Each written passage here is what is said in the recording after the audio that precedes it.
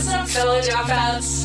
From lifestyle, fitness, beauty, travel, relationships, and self-care, Steph's got you covered. Welcome to your safe space, where you can stop what you're doing, relax, and let someone else do the heavy lifting for once. This is the Luxury Dropout Podcast with your host, Stephanie Joplin.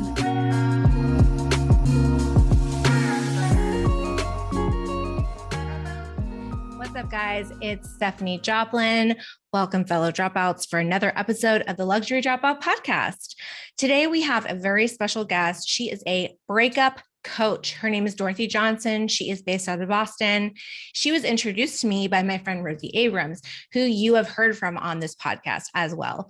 We went into every single breakup topic that you could possibly imagine. I shared some super funny stories about my personal breakups and the lessons I've learned along the way, and about some of the advice that I give to my fellowship on social media, the questions that I get asked. I also asked you guys what kind of questions you wanted me to ask Dorothy, and I delivered. So stay tuned for that as well. You will also learn about Dorothy's 3-month no fail, get over your ex method using 3 different steps. And she goes into that here on the podcast. So grab a snack, grab a drink, grab your favorite stuffed animal, grab a Kleenex box. If you're going through it, you know, I feel you, girl. We've all been there. We really have. And gentlemen, if you've been there, gentlemen, we've all been there. And that's why I'm here. I'm bringing you the best of the best, bringing you the experts to help you get back on track once again and getting you feeling more like yourself. So without further ado, please welcome Dorothy Johnson to the podcast.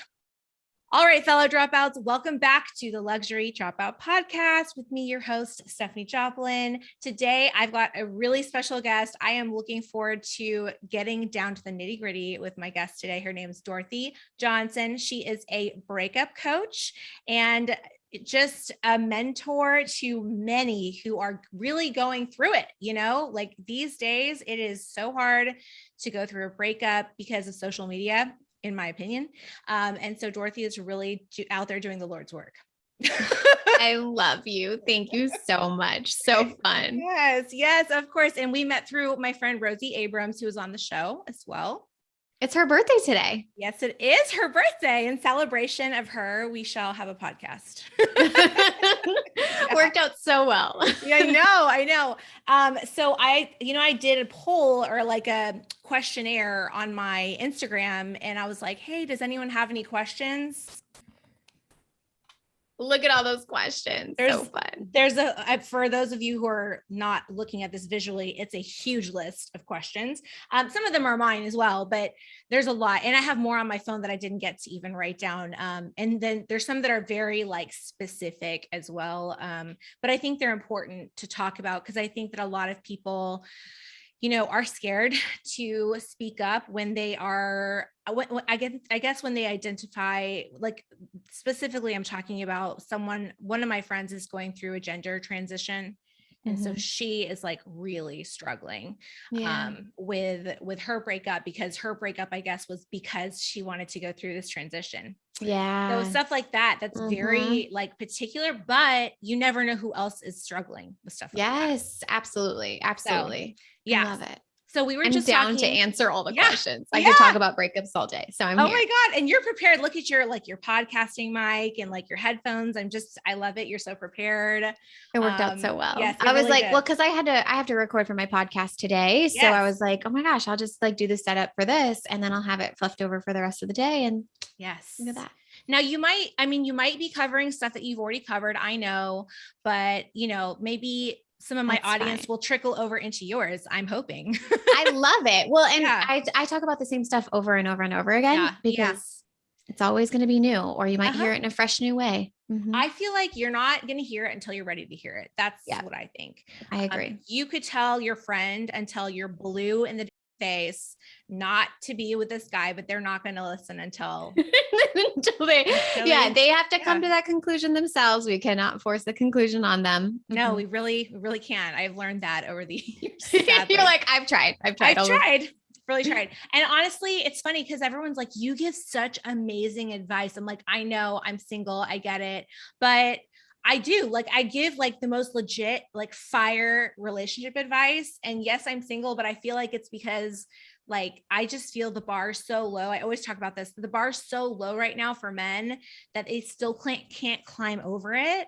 And I've just had it. And so like the second that they do anything out of line, I'm like, nope, next. Like maybe it's too much.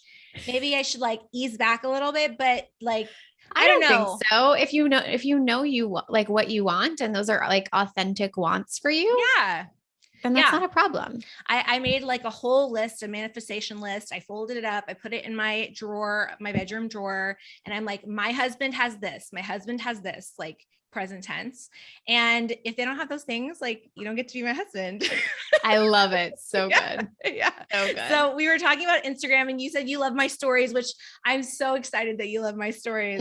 They're so fun to watch, like totally obsessed. Thank you. Yep. So I got to start with an anecdote because you're not my close friends yet. You will be. But this recently happened to me where I had an ex-boyfriend who I had blocked on like literally everything. I think there's a meme floating around out there where it's like when you've blocked your ex everywhere except for eBay. So that's like where they contact you. Like basically it's that, right? So I have him blocked on everything. And this is an ex from probably, I want to say 2012. It's a long time ago. And he recently Venmo'd me 10 cents to try to talk to me. 10 cents? Come on. Yeah. But like, it wasn't like the amount of money. It was like, just so he could send me a message. Does that make sense? Yes. But I think it's funny, like 10 cents, if you're gonna do that, go big or go home. Yeah. Like, yeah. like if you're gonna go that far, go big or go right. home. I had a lot of women be like, oh my God, 10 cents. And I'm like, no, I'm like, just knowing him, it's not the point of the money. It's like just that he wanted to get to me like somehow. And that's what I say. Like everyone always says, like, if he wanted to, he would. Like they'll find a damn way to do it, even if they have to Venmo you. It's funny. I just recorded a podcast episode called When Your Ex Comes Back. Oh, good. And it's kind of interesting too, because I think a lot of people are like, well, what if he comes back? Yeah. And I'm like, I think it isn't a question about what if he comes back. I think it is always a question about when. Mm-hmm. Yeah. Yeah. For sure. They always circle back around. It is a fact. It is. It's over and over. I've only had one guy in my entire dating career, I'll say. It's a career, it truly is. One guy ever not come back. And it's because he'd already like immediately found he'd gone back to another ex and then they got married like shortly thereafter. That was the only one that didn't come back. And who's to say he's not going to in the future? Who's to say? I don't know. Yeah. I mean, well, he's kind of, I'm going to say he's a wuss. I don't want to say the P word because that's offensive sometimes, but I will say he's a wuss. And I don't know if he has the balls to do it, to be honest. So I want to talk about social media first, because I think that this is a topic that is it's so raw and so real for me, especially like when I went through breakups in high school and like in college, it was hard. Don't get me wrong. It was definitely hard, but I wasn't like refreshing my feed, seeing if he was with another girl, checking to see if he'd messaged me constantly. Like what kind of role do you think this has played mentally on both men and women coming into the digital age, with regards to breakups? It's huge. Yeah. So huge. I remember going through like my most traumatic breakup, which was about 5 years ago. Mm-hmm. And I remember having a conversation with my dad, who is a psychologist. Mm-hmm. And I remember him just being like dumbfounded to the point where he was like, honestly, Dorothy, I don't know how to relate to you, because when I would break up with a girl or a girl broke up with me, I never saw her. I didn't know where she was. I didn't know what she was doing. I didn't know if she was dating someone new, and everything. Mm-hmm. And he had moved on rather quickly and like posted this picture of like him and the new girl. And it was just like so traumatic and jarring to me, because I'm like, okay, did everyone just forget about me? Like everyone's saying congratulations. And like half the people who are saying like, oh, you guys are so cute, think it's me. And then the other half are like excited and happy for them. And I'm like, what? we were in a 7-year relationship. Like what is happening? Them getting engaged or? This was them like starting to date. Okay. And it was like a month after the end of our 7-year relationship. And it was just like, how does this happen? Like, how is everyone else okay with this? I remember it was just very jarring for me and so fascinating. And my dad just like could not understand it. And I was like, it's a whole new like ball game. And then the other heartbreak that I had that was like, not as traumatic or jarring, but it was in high school. And I think we might have had MySpace at that time. Yeah. Maybe. Yeah. Even that sometimes was a little. Yeah. But we weren't spending our time on it. No. And we didn't have smartphones.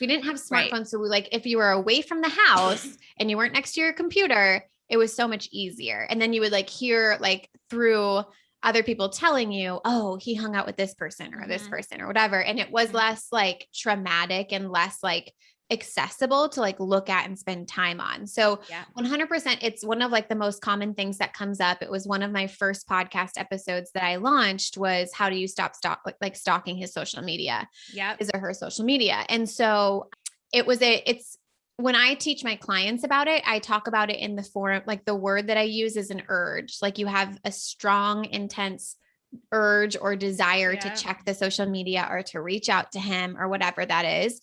And you've got to really learn how to build a relationship with those quote unquote urges of not making it mean something bad about yourself, not making it mean you shouldn't have those urges. Like, of course you do. Like literally you have an addiction set in your brain where you once rewarded yourself with this person, you'd get a dopamine hit and like that whole cycle would start up. And when you remove the reward, it's like, I don't get the dopamine hit. I don't get the dopamine hit. I don't get the, and so it builds up stronger and stronger, just like as if you were to like immediately just cold turkey, stop sugar, like stop eating any sugar or stop having any caffeine. You get those like caffeine headaches or the sugar headaches. It's like the same type of thing, but with love. That makes sense. Yeah. Cause I was going to say when I was with my most recent, if you want to call him ex, I suppose we can. When I was with him, I remember he would be next to me sleeping and I would go through his Facebook pictures, like just inquisitively, because I haven't done in a lot of years, I haven't done like, the deep dive stalking that I probably should do. But like, I remember it was like maybe 2 months in and he was sleeping and I was going through his Facebook pictures and I was like, oh, he looks cute there. Oh, he looks cute there. And you're right. It was like a dopamine hit. But now like I saw a picture of him at this mutual friend's wedding this past weekend. And I was like, like I almost like just wanted to vomit. And it wasn't because I missed him or like, it wasn't that like feeling in your stomach that you are upset. It was more just like, ew, like, I don't want to see that guy, It's so fascinating that you say that too, because the number one thing that I teach people is getting over your ex is learning how to reduce desire for that person. So when I talk about heartbreak, it's like, we can address all of the breakup symptoms by like going no contact and like doing all like the fadsy stuff that's out on the internet. Or you can address the root cause, which is the desire that you have for your ex. And desire is created through your thinking. Meaning, and the way that I describe this, I love like ice cream analogies. So you're probably going to hear lots of them. We love your analogies. So I used to like love ice cream and I'd have ice cream like after my dinner almost every night. And the way that I described ice cream was like, it's my favorite food. It's delicious. It's gooey gooey. It melts in my mouth, the caramel, the chocolatey chunks. It's beautiful and amazing. When I describe it like that, it's very desirable versus when I describe ice cream as it's simply sugar and milk. Like, that's not as desirable. And I'm also slightly lactose intolerant. Yeah. Right. And so then it becomes less desirable based off of the way that you think about that specific thing. So the same thing with your ex is you've got to learn how to reduce desire through changing your thoughts. And it's kind of funny because you've done that already with your most recent ex, so much so that you're like, ugh. Yeah. Well, the reason being is because I did exactly as you said. I talked it out with someone who knew him mutually, and it was actually like an older adult. And I laid out on the table everything that I did not like about him, like that he smoked a pack a day, that he only drank full sugar soda, that he only ate fast food, that he would belch and fart and burp and like go to bed with a full belly, and like that he was awful at making love, like just all of these things that like were repulsive to me. And that list, like, even though I was still hurting, because he did some, that's like for another day, but like that list has helped me, because when I saw him in that photo, he was sweaty. He was like, he just looks like bloated and swollen and just like drunk. And I was talking to my sister. I was like, can you imagine if I would have had to take care of him after this wedding, like drunk as hell? No, I don't want to deal with it. And So. see how like not desirable that is. Like even the way that you just described it. So for anyone listening, when she described her ex in that way, it was very not desirable. Like a lot of us probably wouldn't desire that. No, no one wants it. and here's the other thing too, because I think people will get hung up on like, well, what if I really truly like thought my ex was amazing and so amazing and awesome and like all these beautiful things. And that can be true. And we don't necessarily have to like make this person to be out, like be a bad person or not amazing, but recognizing like, oh, just because that person had that one quality doesn't mean I'm not going to create it with someone else or find it in someone else. What was that thing you posted the other day? And it was like, oh, it's a relationship being completed. That really resonated with me, because that doesn't mean it's the end of your story. It means that part of your story is closed. Yes. And I think a lot of times, because we'll say, oh, the relationship ended, that means I failed, versus, oh, the relationship completed itself. That, and even that version of the relationship, because you might have a relationship with that person down the road. Yeah. And it doesn't mean it has to be the same relationship that you had with them the first time around. Right. But 100%, I think talking about relationships in a way where we're saying, oh, that completed itself, not necessarily like ended, is such an easier way to like not only find acceptance, but create a lot of like peace and relief in your own mind. Absolutely. The peace and relief thing is, you know, you always tell your friends that are grieving and crying and just like inconsolable, you're like, it's going to be okay. It's going to take time. And like, you wish you could just pass the time for them, but it's almost like you have to be in the trenches, like in that nitty gritty, like just depressive state to get through to the other side sometimes. I mean, I've been like that, but then I've had breakups where I haven't sobbed myself to sleep for 7 months. Like, you know, it was better in a month or a couple weeks, but it just depends, obviously. And of course there's like the trauma bonding type of relationships that are like way harder to get over.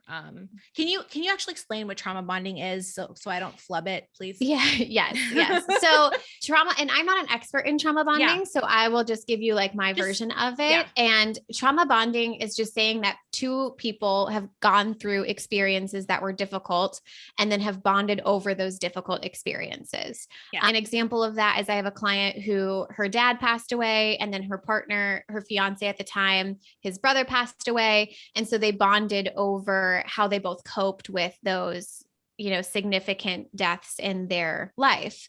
So technically you could say that they were quote unquote trauma bonded, but it's more about like how you handle it moving forward. And I think a lot of times when people say I'm trauma bonded to someone, it makes them feel rather like defeated, as if that's something outside of themselves and they can't do anything about, which is not necessarily true. It just means like, oh, I had a bond with someone over trauma, just like I had a bond with someone over something that might not be trauma. Yeah. And it doesn't mean that it doesn't necessarily mean that it's going to be harder to get over. It doesn't mean that it's impossible to get over. It just means you're going to do it a little bit differently than someone else, maybe. So that makes perfect sense to me. The way that I phrased it for myself, and to correct me if I'm wrong, but for my trauma bonding, it was like a traumatic relationship, like almost emotionally abusive relationship. And then we'd have those like super high highs, the super low lows. And we would like bond together after we had the super low lows. Like we would have these really lovey periods, this cycle of abuse that was going on. And I feel like that was such a trauma to to both he and I really, I'm not saying that I would say he's at fault, but I'm being honest. I'm trying to be diplomatic, but really it was him. But like he would cheat or he would lie about something and then I would leave and then he would come chase after me. And it was so just like, dramatic. It was just all these dramatics and like, taking off and like catching up to me with his car and like laying on top of my car door, like roof, like just dramatic. Right. And I felt like that trauma bonded us in a way. And like, we couldn't let go, like either of us, because I would say, I'm done with you. And I'd block him. And then he would like show up at my house and climb over the gate to try to get to me. Yeah. I consider that a trauma bond. I don't know. Yeah, no, and it's kind of fascinating too, because it's just very cyclical. Like, and when you see cycles like that, or like a pattern like that, it's really interesting to look at it, especially even retrospectively, like you've been doing, where it's like, why did I stay in that cycle? Like, what was I thinking and how was I feeling? And I think it has to do with the high highs and the low lows, right? Like the high highs are a phenomenal high, but then the low lows are so dramatic and so exhausting and so tiresome.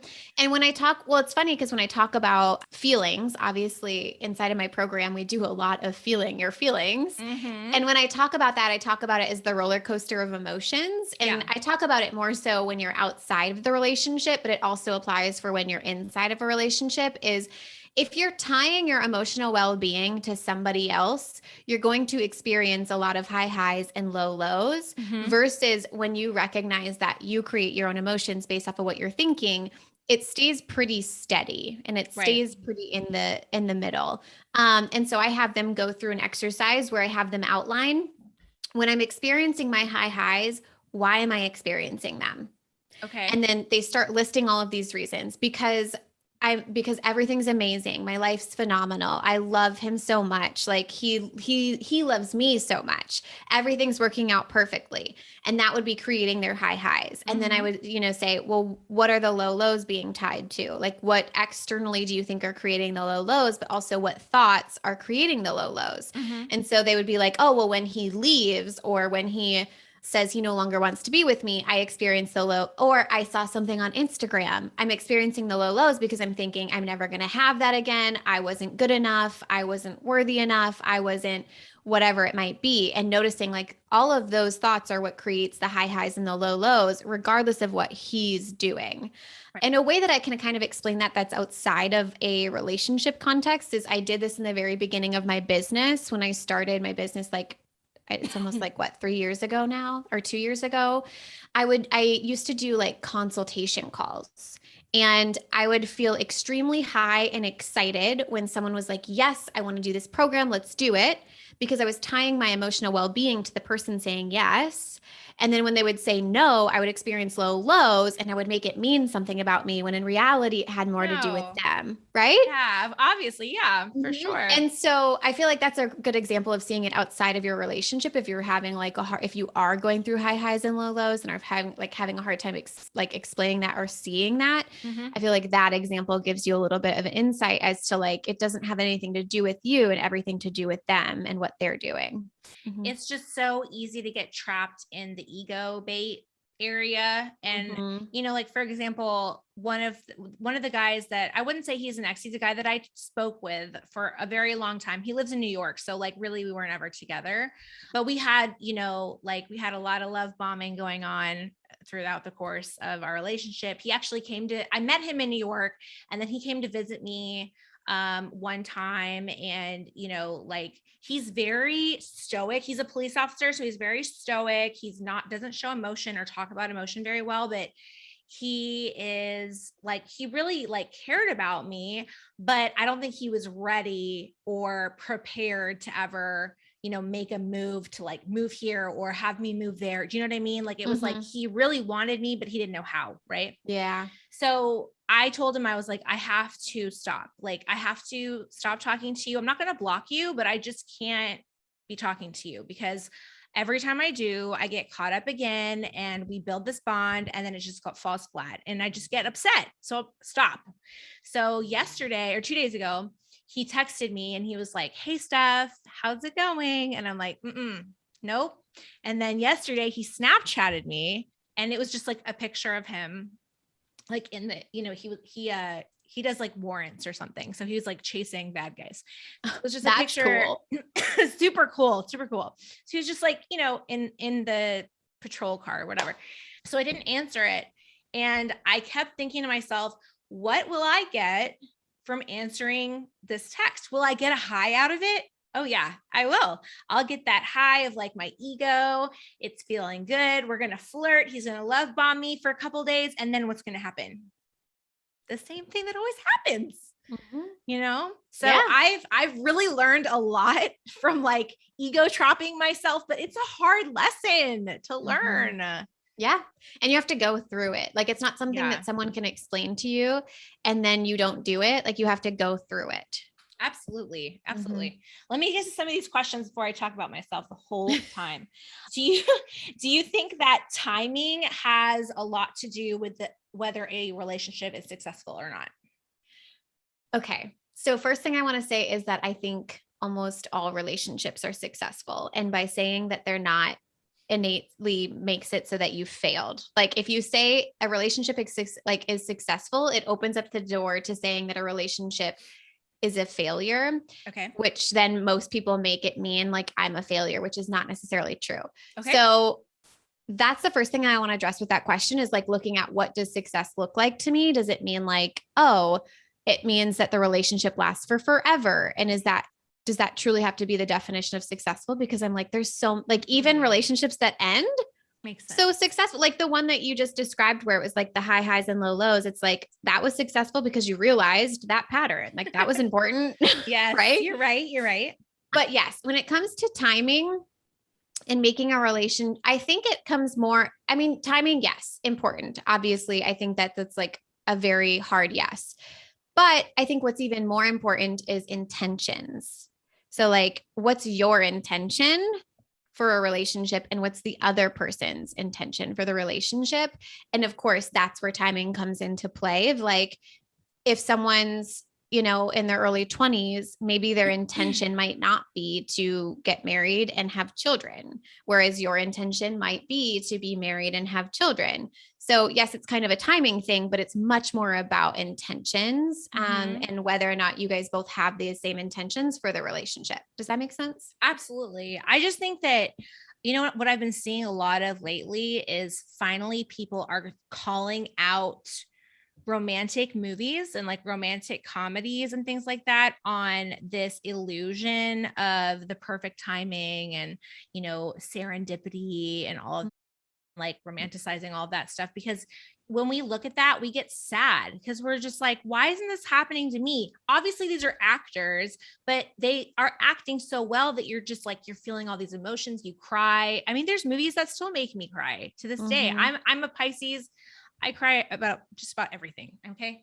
So like, I look at it and I'm just like, this really has me because I'm thinking I'm going to get some fucking happy ending. It doesn't look like that. It's like the intention has to be there. It's not because some guy sees a girl and there's a meet cute. And then all of a sudden she takes off her glasses and takes her hair down and has this like, so kiss me like moment. That doesn't Sometimes happen. That reminds me, like, do you ever wish that you had like background music playing in your life all the time? Like so do. Yeah.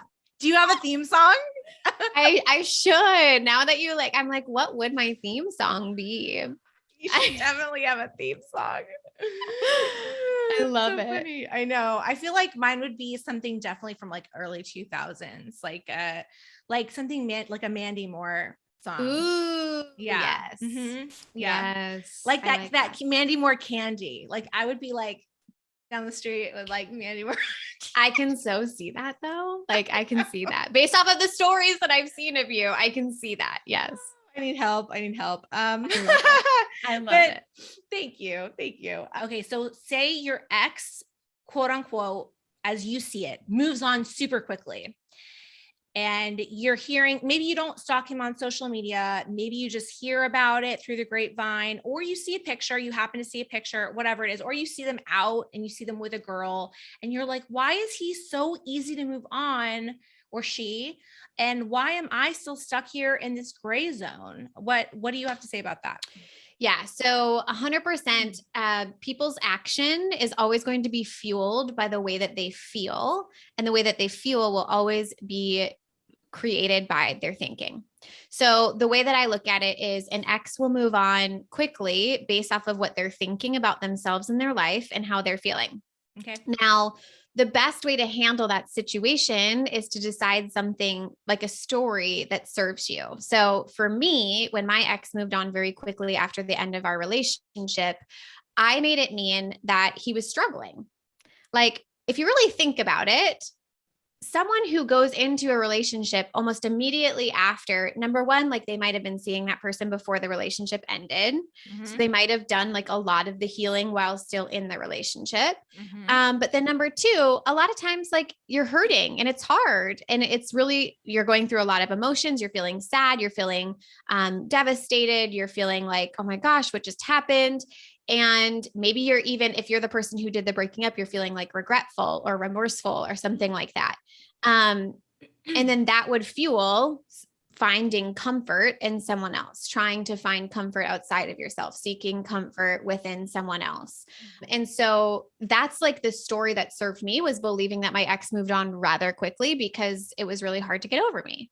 And that it was the story that served me. And like, do I know if that's true or not? No, I've never had a conversation with him to be like, hey, why did you move on so quickly? Because so you everyone have to create your own narrative. Is that what you're saying? Yeah. Create your own narrative around it so that you can find peace and comfort in that and think about how you feel with that narrative. Okay. So, but yes, I 100% believe that people move on quickly because they're having a hard time coping. And then that's their way of coping.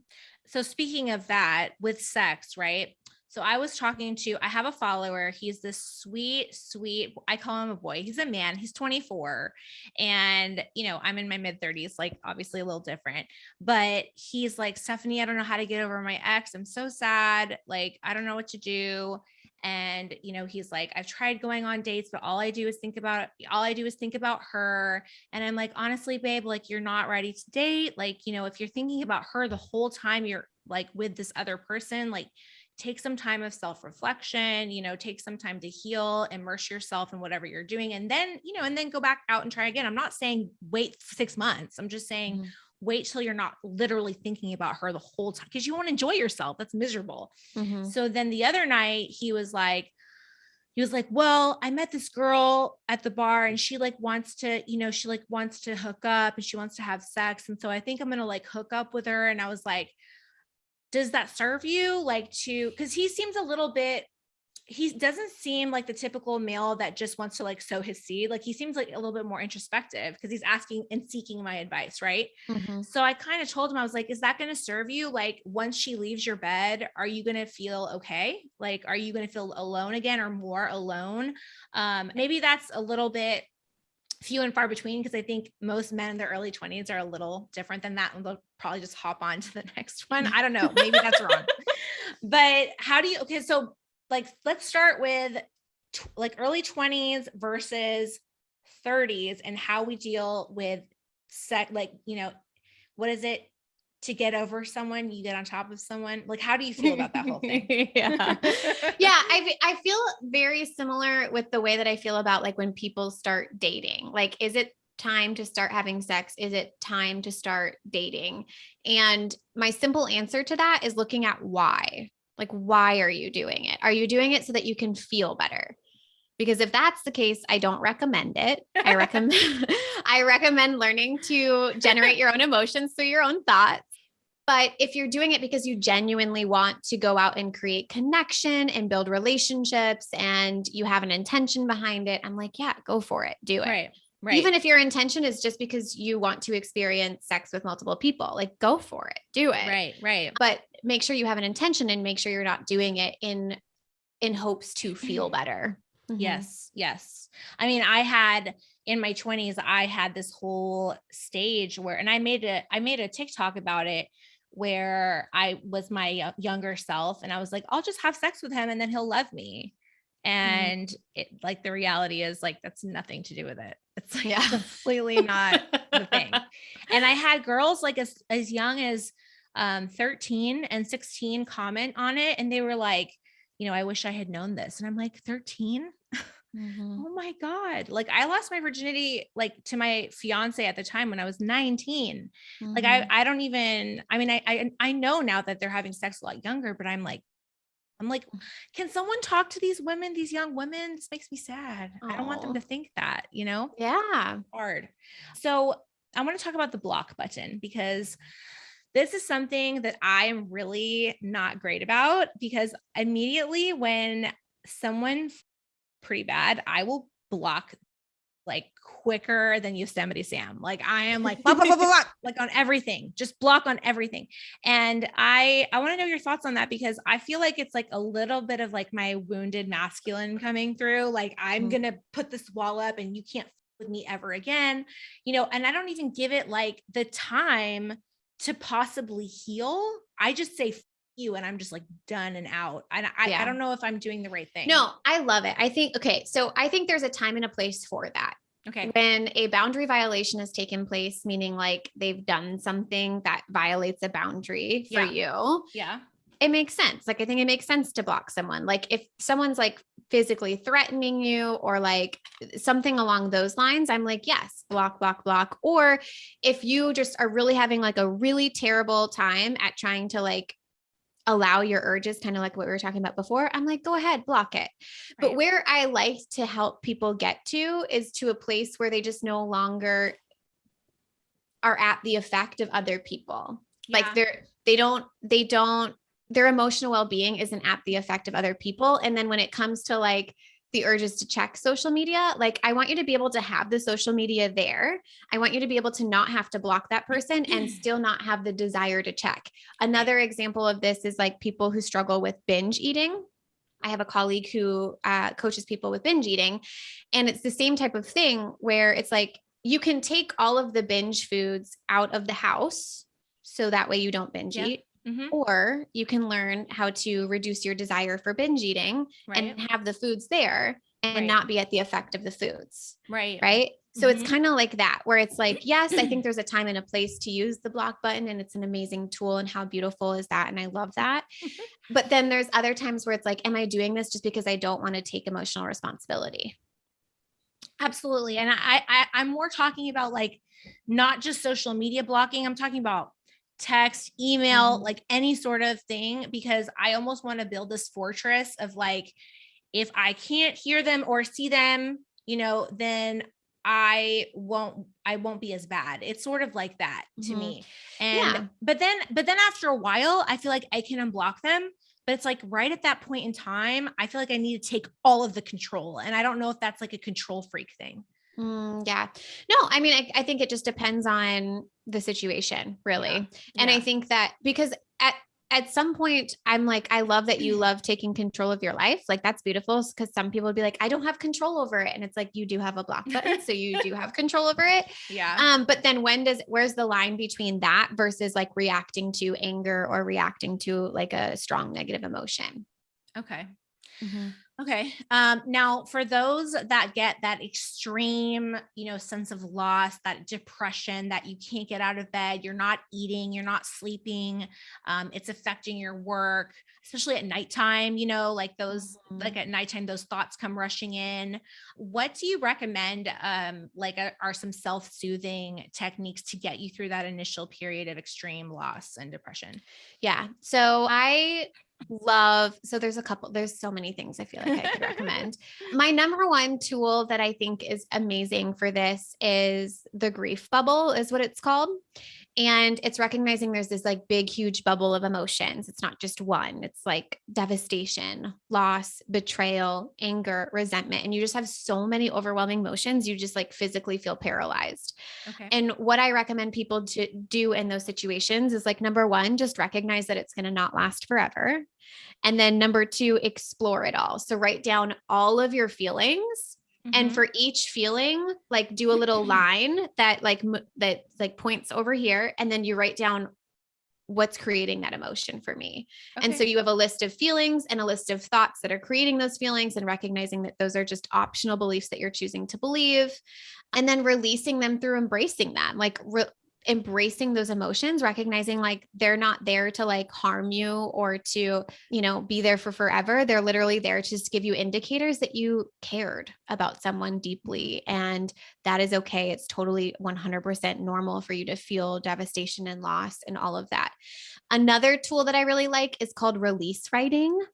So good. I love it. I've done it. It's so good. Talk about it because it's so good. I love So it. good. And so you grab a journal and a pen and you ask yourself, if this emotion could speak or if this emotion could talk, what would it say?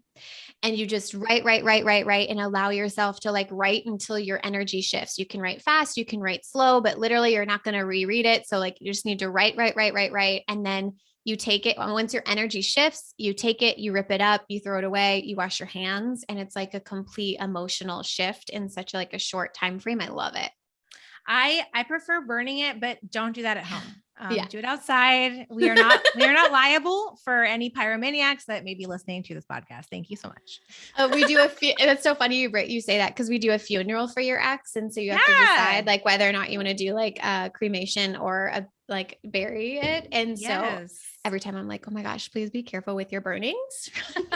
I know. I did something very similar. I just, but I wrote one letter about everything I was angry about. And then I wrote one letter for everything I was thankful for. And then I wrote one letter of forgiveness. And then I burned the angry one. And then I didn't keep the other ones and I didn't send them anywhere. I tossed them, but the anger one I burned, because I was like, this is very symbolic. Like I need to let go of these feelings. But with that particular one, I did hold on to anger a lot because I was in a car wreck. I don't know if you knew that. Oh no. I was in a car wreck in June and the man who was driving was a guy that I was dating. And I held anger for him, even though we weren't like together. We weren't going to get married or have a family or whatever, but I was so pissed because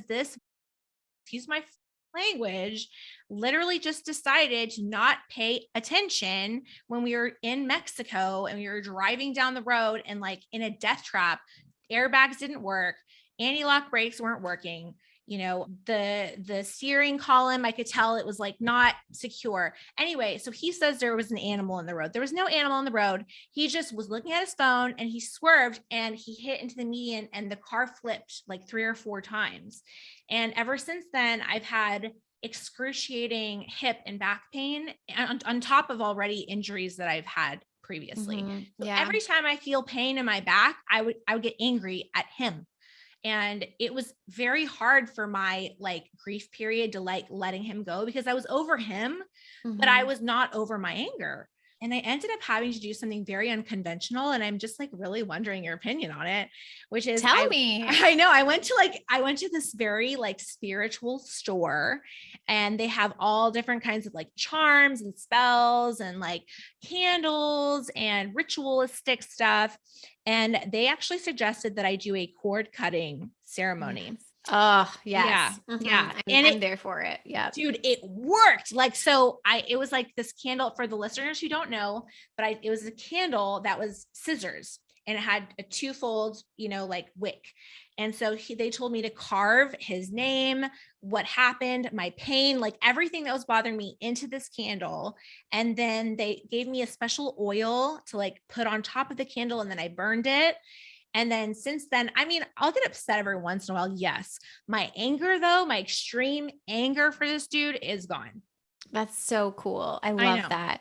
Anger was the hardest thing for me to let go too. Like I spent a year Googling how to forgive and let go, how to get over your ex, all of the things. And I did all of it. Like I meditated, I got in the best shape of my life. I traveled, I did all of it. And still like the hardest part was for me, at least, like that so much anger and resentment. I know. And that was like the last thing for me to release.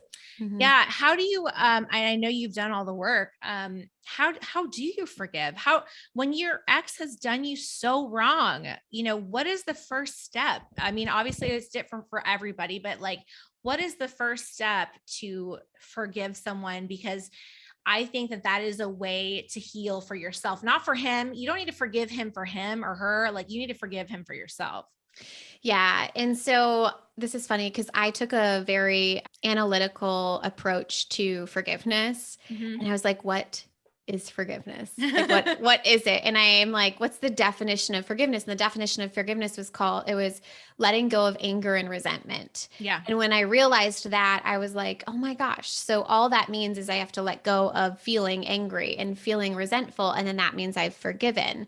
And when I realized and recognized that me feeling angry and resentful towards him didn't create any negative emotion for him, I was like mind blown. Mhm. Because Mhm. I thought that if I held on to the anger and the resentment, he would feel something, or like I felt like I was doing something to him when I wasn't letting go of the anger and resentment, but really I was the only one feeling and experiencing that, which was only hindering me and my human experience. Mhm. And so when I recognized that, it really helped me forgive and let go, because I was like, literally the only reason I'm forgiving is so that I can let go of anger and resentment, so that I don't have to experience anger and resentment, and then it's done. Yeah. Like, holy buckets. This is for me, not for him. Meanwhile, you're saying holy buckets. I'm here dropping the F-bomb like it's going out of style. I love it. Girl, Holy buckets. I normally swear a lot. And so that's like one of the things that I had been working on the past 3 months, because I just swear all the time, which I'm on board for all the time. But so now I picked up these other words like that was honestly the cutest thing I've ever heard, though. Holy buckets. I love you so much. I love it. It's so great.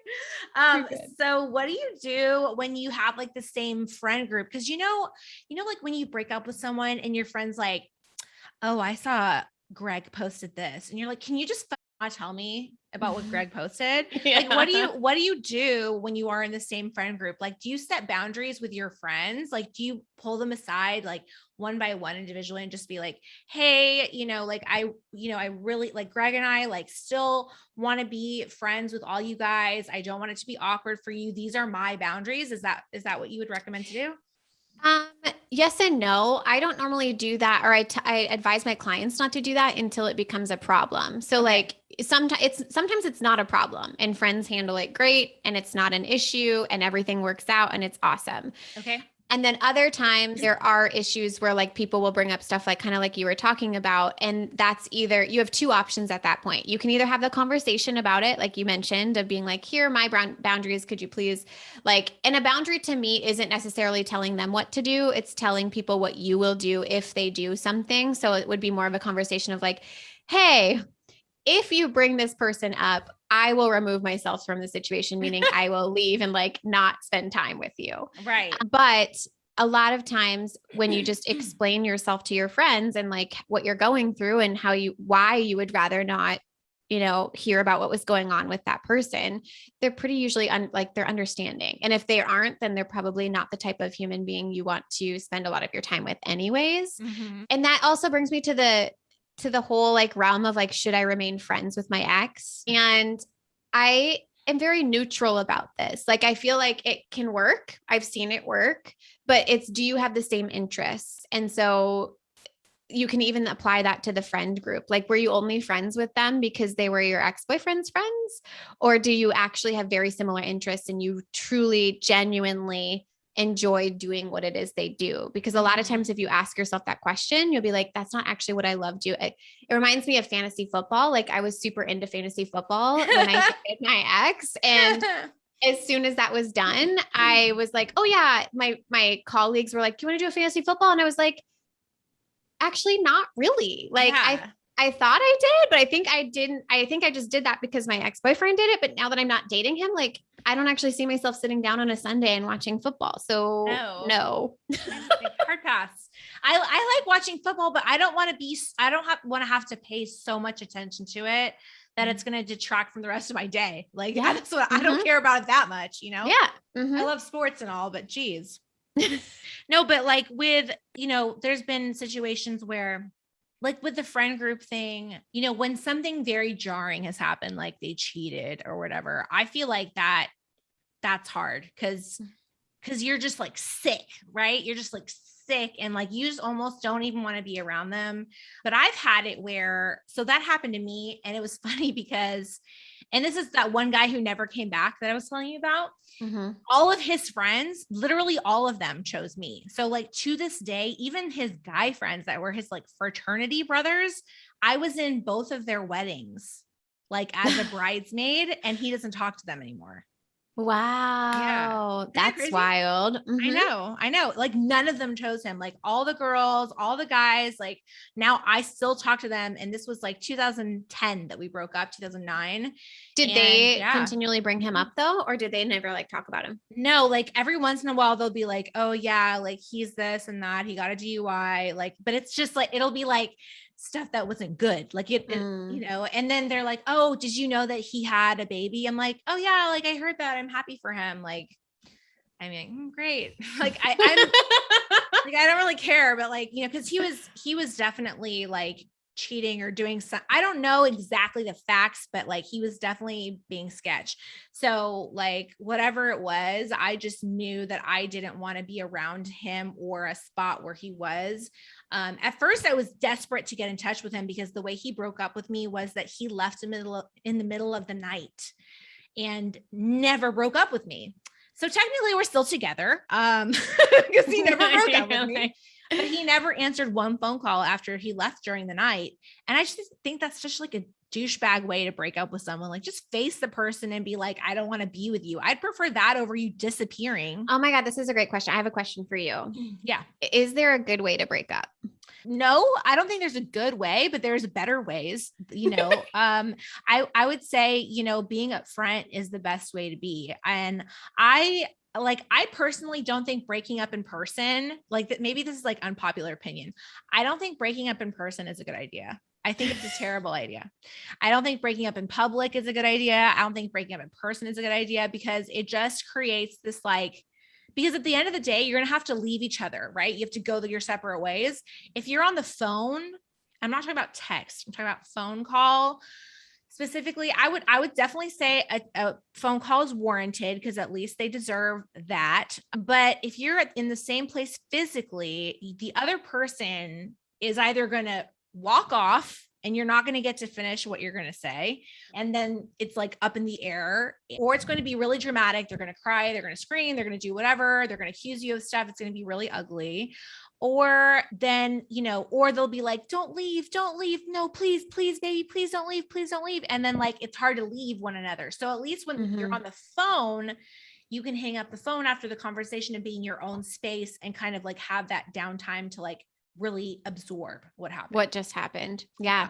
I kind of love that. I think that's funny because I was so hung up on the idea that my ex broke up with me on the phone. I was like, I was going to be home. I was home last week. I'm going to be home in a week and you're breaking up with me on the phone. Like, this is insane. But when I did so much thought work on it, I was like, of course it makes sense as to why he broke up with me on the phone. Cause I was that crazy person who would be like, we're not actually breaking up. I can't hear you. So we're not actually breaking up. I'm not leaving. Like, yeah, I know.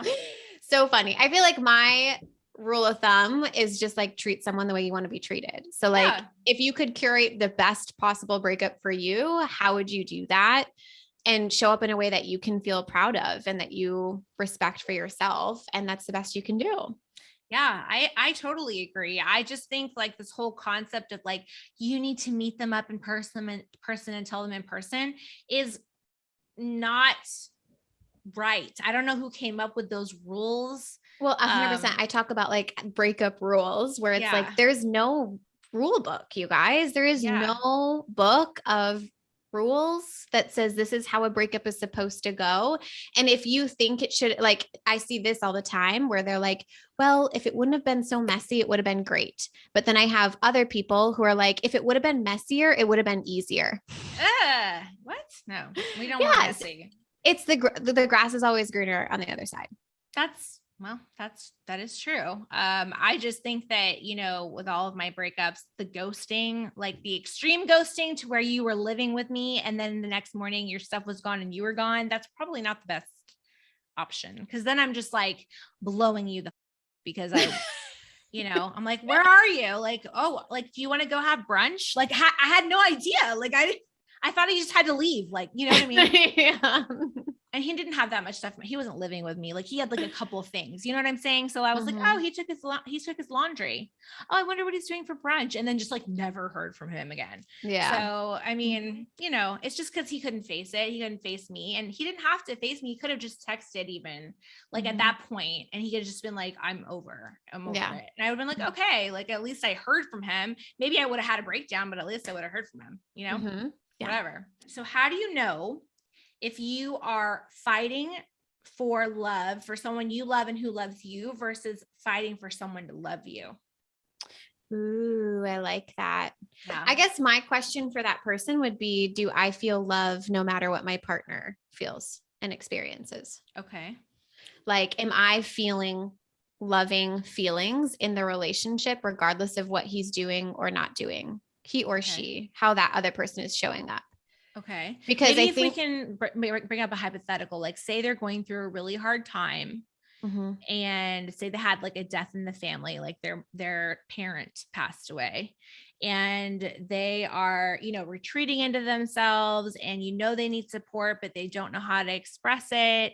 And you guys have had a great relationship up until then. And, you know, but you're not feeling love from him currently because all of his emotion is in this grief. Right. So well, what do you do at that point? Yeah. I mean, in that moment, you could still choose to feel love no matter what he's doing. So like, even if he's going through a hard time, like you're going to feel love if you're having loving thoughts. Yeah. And so like, you could be having loving thoughts about him and how he's going through a hard time. I know he still loves me. I know he still cares about me. He's just struggling. He's going through this. That's totally fine. And then you're feeling and experiencing love because those are the thoughts that you choose. But I'm assuming you would stop feeling love if you started telling yourself like this person sounds like they're questioning whether or not the other person loves them. Well, I think a lot of the time, like people have the love language of like quality time and words of affirmation. If they're not getting that, then they're going to question whether they're loved, right? If that's their love language. Yeah. I have a hard time because love languages, I feel medium about love languages. I know. I believe in the basic concept because like, I know that there are people that I have loved that I've loved in my way that don't receive that love in that same way. And we didn't translate. And so when I learned that, I feel like my relationships were even with like friends were more successful, not successful. It's like a good tool in your toolbox, but just not something that you should rely on. Right. And people don't need to show up in that way for you to experience love. Right. But yeah, I love this question about fighting for love and fighting for something because it comes up all the time. And I just genuinely, when I think about a relationship, I really love the hypothetical you brought up because it's one that I haven't explored too much because I explore it from a place of like, why do we need to fight for relationships? I think it's something that we were told and taught growing up is like relationships are hard. You have to compromise and you have to fight for them. Yeah. And I like really question that. Like, is that really true? Yeah. That we have to fight for relationships and like, do we want to be fighting for relationships? And like, my most recent experience is I want a relationship that's very like natural and organic. And that is, we don't have to fight for something. It just happens and it's organic. And it doesn't mean that it's always easy or that we never argue or have disagreements, but it's not something that we have to like fight to keep alive. But the example that you gave was so eye-opening because it's like, oh, what happens in an extreme example of where someone dies and they're just going through a really hard time. And I think that's where you can, if I was in that situation, I would show up knowing and feeling like I love this person and they're just going through a really hard time. And maybe that hard time is going to last 3 months, 6 months, a year. How long am I down to be in a relationship like this? That's up to me. But in the meantime, I'm going to show up as like a loving, beautiful, amazing, like supportive partner, knowing that my partner loves me dearly, regardless of what he's going through, if that makes sense. Yeah. I mean, but what if they're just like shutting down on you? What if they're just like, I can't right now. Cause that happens in grief. Yeah. You just like are reclusive. Yeah, absolutely. Respect that boundary. And you're just like, let me know whatever you need, basically. Well, it depends on what you want to do. Like for me personally, I would want to show up in a way that aligns with the kind of partner that I would want in that situation. So even if I was shutting down, I would want my partner to still check in with me. Yeah. Like, at least for me, like when I'm shutting down or I'm upset, if someone like else like retreats from me, it only makes it worse. Yeah. Same for me too. But like men are so different, I feel like. Yeah, absolutely. But I mean, again, you have to show up as the best version of you and know that you did everything that you believe you should have and feel proud of. Yes. Does that make sense? No, it absolutely does. I agree. It's like a fine line. I feel like you have to really question what the other person's motives are, because like, would they do the same for you in the same situation, you know? Yeah. And would you want them to do the same for you? Mm-hmm. So I think something that we haven't covered that is important for a lot of our listeners is people with kids, because kids result in these from these relationships. And, you know, what are you doing if you have like this toxic ex relationship that, you know, like you constantly are bickering, fighting, it's terrible for the kid, you know, you don't get along. Sometimes you do have to talk business, like you have to talk about the house, you have to talk about the kid's schedule, whatever it is, like you do have to talk. But like, how do you set the boundary, like, and for them to freaking listen to you? Because I went through this with my recent ex, like she would just not stop. And I think he was, honestly, I think like between you and me and all my listeners, I think that he was like a little bit still allowing her to step over the boundary. But let's not talk about him. Let's talk about in general. How do you like set that boundary for, you know, an ex that you have children with, to make it as healthy as possible? Yeah. I mean, okay. So when we're talking about boundaries, we have to revisit the fact that we can't control the humans. Like we can't control other people. And What do you sometimes mean? like, I know, I wish we could. Like I do genuinely, like, I'm like, I've tried all the things. I promise you I've tried it. And if I knew how to do it, I would sell it for a lot of money. You should. And so when we think about that, we have to really come to a conclusion of like, how do I want to show up regardless of what my ex does or doesn't do, even when it comes to kids? Right. So what do I think is most important for my child here? And how do I want to show up regardless of what my ex does or doesn't do? And getting really clear about that. And what do I need to think and believe about myself to feel the way I need to feel, to show up in the way that I'm proud of and can feel confident about. So I talk about, you know, redefining your relationship with your ex, specifically when it comes to you have children and you're redefining it into a co-parenting relationship. What kind of co-parent do you want to be? Again, we can't control him or her. We can't control your ex, but we can control what kind of co-parent do I want to be? Yes. And that includes interacting with someone who might be irrational or doing things you don't want them to do or not listening to you or whatever that might be. How does that co-parent that I want to become show up in situations like that? Okay. Do I get a third party involved? Like, is it so extreme that I need to get a third party involved? Do I set a certain boundary that if you show up this way in front of the children, I take the children? Or like, what is that and what does that look like? But you have to define what kind of co-parent you want to be and recognize like you have no control over how that other person is or receives your information or whether or not they listen to you. That is really good advice. Okay, guys, listen to this. Dorothy says you can't control your ex. Okay. There's no puppet strings. So guess what? You control yourself. That's it. That's all you can do. But yeah, you're right. I mean, you just have to decide what is best for your kid. And I feel like, you know, a lot of the time people get caught up with trying to control their ex or manipulate their ex using their kid. And that is where the saddest part of it is. Yeah. So just, I mean, it's very easy to be petty in a situation like that. And like, you're like, well, I'm not going to bring Lisa for dinner. Like, don't do that. Yeah. Be the bigger person is the advice. Yeah. All right. Let me get to a couple more questions from these guys here. How to deal when she breaks up with you to date girls. Yeah. How do you feel about that? I feel completely fine about that.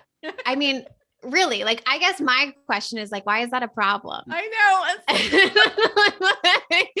So my first question is, why is that a problem? What are you making it mean about you? Like, why, what's the issue here in recognizing that that is an optional story you're telling yourself? So if you like, are you making it mean something negative about you? Like, I wasn't man enough for her, or like, I don't know. I have no idea what you might be making that mean, but I have no context. So I don't know this person. I'm just But yeah, you're right. I mean, to me, it's just like saying, what if she dates up with me to date another man? It's the same thing to me. Anyways. Yeah. Okay. This one's interesting. How often should we reevaluate our relationships to determine whether or not we should break up? I love this question. I evaluate my relationships every 6 months. Oh, how wonderful. Yes, I love it. So this all kind of formed recently when I left my most recent relationship to be single for a little bit and then start finding a new relationship, because I realized we didn't have the same wants. Like, I loved this man. He was so cool, amazing guy. We had a lot of the same like interests, and we had a lot of things that everything was going well. I like very much liked him. He was amazing. But what I started to recognize is that we didn't have the same desires in life. We didn't have the same wants, which is what we call a want match. Meaning we didn't want the same things. And so when you start doing that, you start again, like it feels kind of hard. You start trying to compromise, but I didn't want him to compromise himself. And I didn't want to compromise myself just so that we could be in a relationship together. Like, to me, that didn't like sit well. Okay. I didn't want him to change himself, and I didn't want to change myself, but I didn't want to live in a relationship where we were like so separate and so independent that it felt like we weren't in a relationship. I felt like I was single, but I wasn't getting the benefits of being single. It was such a weird dynamic. Right. So I was like, okay, if that's the case, what do I want? And so like, I made a list of my wants, AKA a list of like your qualities that you would like in a partner. And I formulated questions that correlated with each of those wants to ask that on dates like 2 or 3, to like start asking those questions to see if they genuinely wanted those same things that I wanted, which was super fun and really hilarious to experience. And so once I did that, I ended up finding a partner who wanted all of the same wants, and we started dating, and we just like hit like about the 6-month mark. Like, I think it was like last month or the month before. And so I went through that same list again, seeing like, does the behavior that he has elicited in the last 6 months, does it still match this? Like, is this still true for him? Does it really seem like he truly still wants the same wants as me? And I went through that list, and like, it was all still wow. Exactly that is freaking cool. Right. I so love I'm like, that. Yeah. So I'm like, I'm just going to do this every 6 months, is like reevaluate. Do we still want the same wants? Because if not, like, that's totally fine. That doesn't have to be a problem. But do I want to be with someone who doesn't want the same wants? Yes or no? And like, I think that will help evaluate every kind of milestone of the relationship. Now, does he know that you do this? Yes. Okay. Actually, he does. So in the beginning, I don't know. I just loved questions. Like, I love asking people questions, getting to know them, and like, yeah, so fun for me. So I think he thought I just liked asking questions, and I would pull some questions from the internet, but then I also like pulled questions that were specific to my list and like would sprinkle them in to make it not as obvious. And then as we got to know each other, then I was like, okay, so just so you know, I had a list of wants because I want this relationship to be like easeful and organic and natural. And I don't want you to change your wants because of what I want. And I don't want to change my wants because of what you want. And so I like shared it with him. And then actually, I think it was yesterday we were out for dinner, and I was like, just so you know, I went through the list again and we want the same thing still. Oh my God. But he probably knows that you are analytical like that just from your profession. I mean, yes. You got to know that. Yes. And I don't know, like the whole like thoughts create feelings stuff. And so we have conversations about these things. Yeah. Yeah. When I pull out my list of like, I don't have a physical list, but when I pull out my mental list of boundaries and set them forth to a potential suitor, they're like, "What is this?" I'm like, these are my boundaries. If you don't like them, there's a door. Like, I'm so dead serious. I'm like, you will not step over these boundaries. Like, I will not have it, because I'm done with people walking all over me. I'm done with it. Yeah. I keep having hope that he's going to change his mind. Is this bad? I assume that this means like that he's going to change his mind about the breakup. Is this bad? I think it's bad for her mental health. What do you think? I don't feel like it's a bad thing unless you're using it against yourself. Like if you're, and again, that's where I'm just like, just assume he's going to change his mind. Of course he's going to change his mind because you're going to up level and be amazing and gorgeous and live a life that's bigger and better than the one that you had with your ex. So of course, at some point, he's going to change his mind. So if you're going to play with that, if you're going to dabble in it, just go all in and dive in that he's absolutely going to change his mind. And what are you going to do in the meantime? Like, it's time to get to work and like become the best version of yourself so that if he does come back, you are a different person and you don't have the same kind of relationship that you had with him before. Does that inhibit you though from like potentially moving on to find another person? Not if you're doing it the right way. Okay. Right. Not if you're actually getting over your ex and reducing the desire for your ex, because then you won't be so attached to that one person. Speaking of manifestation, you won't be attached to trying to manifest your ex back. You're trying to manifest your committed partnership of a healthy relationship. And if you're truly doing that, yes, you can still have the belief that my exes always change their mind and they always come back, but that doesn't mean that I want them back. Right. Right. I think this particular woman, I think she's saying, you know, I keep having hope he's going to come back and she's just waiting for him. That's the gist that I'm getting here. I would say to her, don't sit and wait for him. Prepare yourself for his arrival as if the aliens were coming. And, you know, what would you do for the aliens to arrive? How would you look when the aliens arrive? Don't you want to look your best? Don't you want to feel your best when the aliens arrive? Yeah. And that's what I'm saying is like, if he did like, if you just go all in on believing that he's absolutely going to come back, then you would be getting to work, like doing your work to become the best version of yourself. If you truly love someone, that's what you want. You want them to have the best version of the person they're dating. For sure. For sure. Why after a breakup does the other person try and keep the relationship? Or I guess keep trying to call you or keep in touch or, you know, like have sex with you, things like that. Why do they do that? Again, I have such a hard time with like one-faced questions because I just have questions that I want to ask the other person. I know. I'm going to go with, I know it's hard. I'm just trying to I'm trying to give the people what they need here. No, I love it. But what I think is, you know, this is like, for me, I'm thinking it's like the typical, like they still want to feel loved without any pressure of being in a relationship. Well, yeah, I would think about why would you do this? Like if I broke up with someone and stayed in contact with them and still tried to have sex with them and still like, why would I be doing that? I would be doing that because I'm afraid to let them go. Exactly. Right. Like they're afraid to like feel the feelings that come along with heartbreak that you're still going to have to go through, even if you're the person breaking up. Right. So I'm assuming that that's why they would be doing that, is like, they're having a hard time letting go too. Yeah. Set the boundary, girlfriend. Set the boundary. Okay. So this is dealing with a breakup due to gender transition. And then I asked her to go into it. She said, I guess like dealing with a breakup that was caused by my gender transition for a long time made me feel like that being trans was a negative because it's hard not to equate it with loss of a 6-year relationship with the person that you love so much. Was my last breakup. Still feel like I haven't been able to get back into dating because of it. It's kind of all over the place a little bit, but I think she was upset when she was texting, poor thing. But I think she's just saying, I think that you tell me if I'm wrong because you're the expert, but that information is a lot. Like if all of a sudden you're in a relationship for 6 years, even if you love that person, right?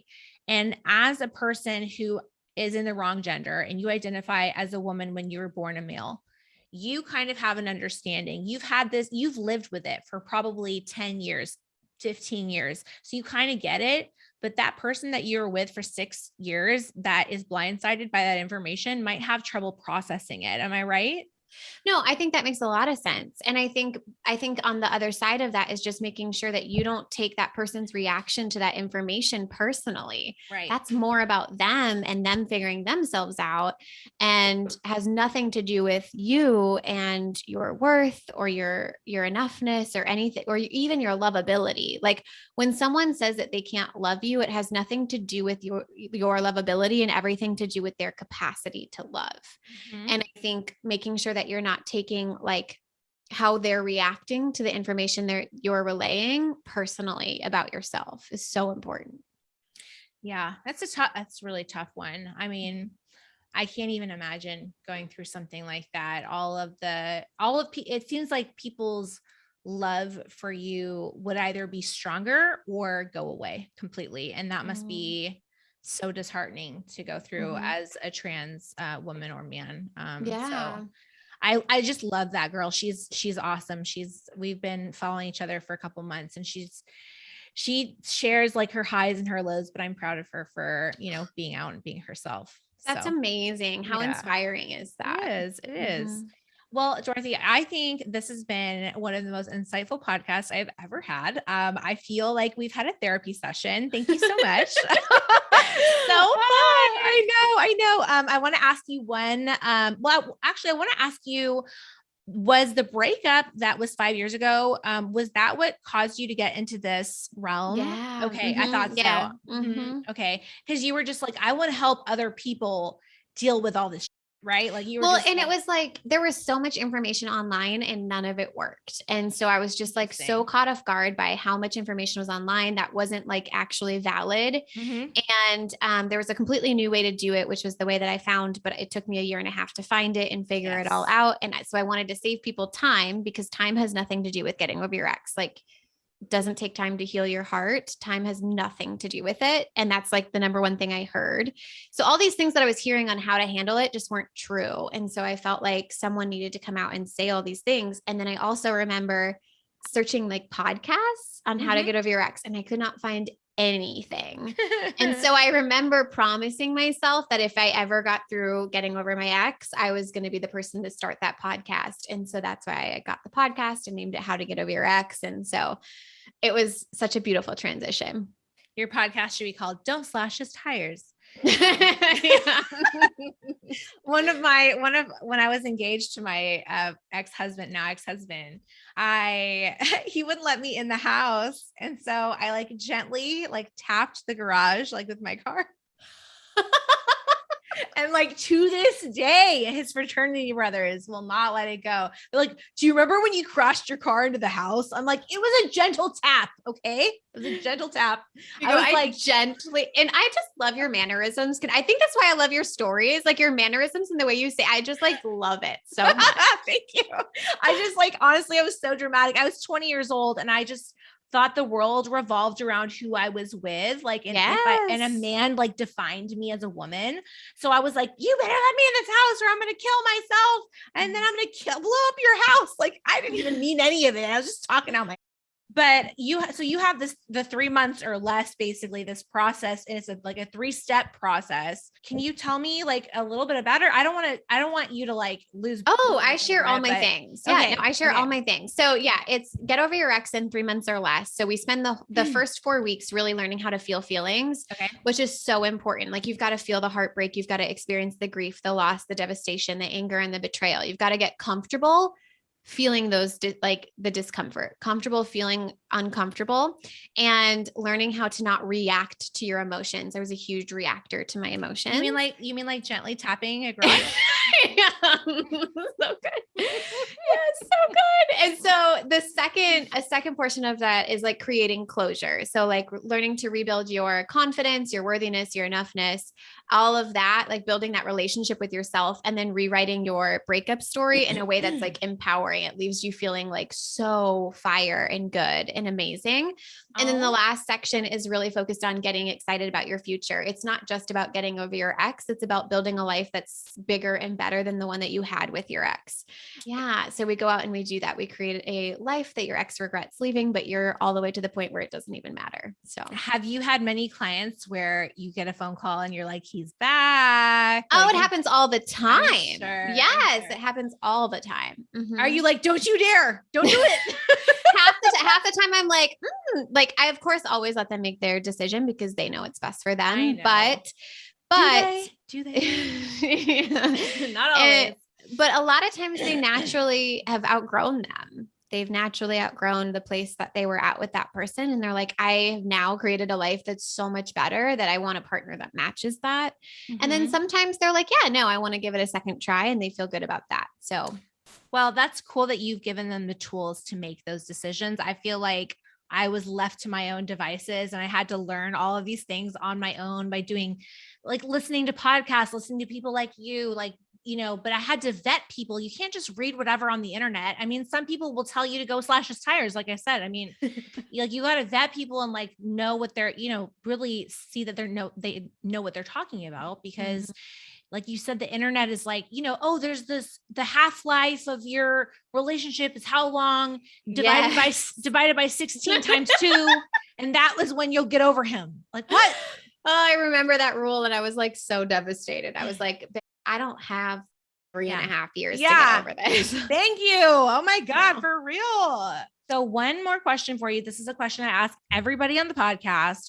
If you were 20 years old again, or actually no, if you were walking down the street and you saw yourself at 20 years old walking towards you and you got to give her a big hug and you got to squeeze her and then you just like left her embrace, looked at her and you could tell her one thing, one piece of advice, what would that be? Keep falling madly in love.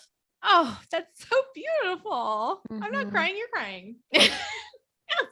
I would tell her to just keep falling madly in love because the deeper in love with that person that she was falling in love with, I had to be so deep in love with that man to like be so heartbroken to like get to the place that I'm at now. And I'm so grateful.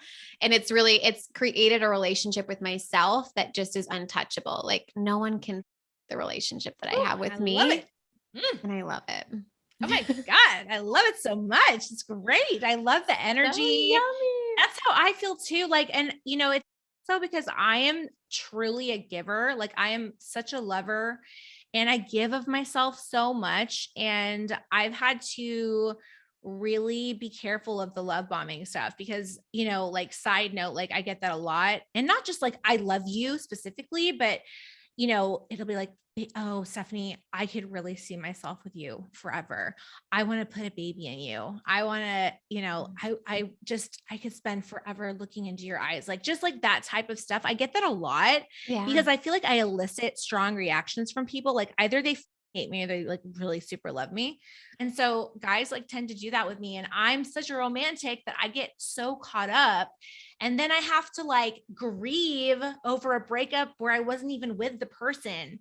Like where I wasn't even actually together with him or even like a situationship. Yeah. Yeah. Or even someone I hadn't even met, like someone that I met on Instagram that we've had like a relationship, like not like a real relationship, just like a situationship, like you said, for a year. We talk every day. We talk on the phone. We FaceTime. I love you, whatever. And then it's like, it doesn't work out. And then I'm grieving something that I wasn't even in, you know? So important. Yeah. But I don't know if I don't know if I regret like wanting to believe in that love. I don't think you need to regret it. Like regret is optional and sometimes it's not even necessary. Yeah. And I know I need to like take words at face value. Words are not a contract. They're just words and you have to go by actions. I know these things innately, but I think, you know, thank you for validating me. I feel like, you know, it's okay for me to keep falling in love. Like I love what you said. Yeah. Yes. I love falling in love. I think love is always an option. And it's always the best option. Well, I think I've fallen in love with you. So there's that as well. Oh, I love it. I know. I can't wait for this episode to come out. Like I have them all, you know, planned out and they're like well into November now. And I'm just like ready to upload this and be like, actually, could you like insert this over here? Let's do it. I know. So oh my God. I love it. Well, thank you so much, Dorothy, for your time. This has been so insightful. It's going to help so many people. Even my sister, who's been married for almost 10 years, was like, I can't wait to listen to that one. I'm like, oh yay. great. That's so fun. Yeah. So fun. Thank you for having me on. I appreciate it. Such an honor. And I wish love you your work. all the best. Tell me what I can do to support you anytime you need anything. I always share your resources, but if there's anything that me or my audience can do to support you, you just let me know. Thank you. You are amazing. I appreciate you. Okay. Big kisses and hugs, and I will see you soon. Okay. Sounds great. Bye, girl. Bye, Dorothy. Well, guys, that's a wrap for the Luxury Dropout today. I hope you learned a lot from Dorothy. I know I did. So much insight, really thought-provoking subject matter. And I think that no matter where you are in your relationship, there's always room for improvement. My big takeaway was to reevaluate your relationship every 6 months and make sure it's still serving you. I thought that was really neat. So if you are watching on YouTube, let me know what you think in the comments. Like, comment, subscribe. Don't forget to hit that notification bell so you're the first to know when a video drops. If you are listening on a streaming platform, go ahead and leave me that 5-star review. I would love to hear from you. And I'm just so glad that you're here. And remember, until next time, you are so loved. Stay safe, and I will see you on the next one. Mwah. That's a wrap for this episode of The Luxury Dropout. Make sure to visit stephaniejoplin.com to find all of Steph's episodes, including full podcast descriptions and photos of her guests. Until next time, besties.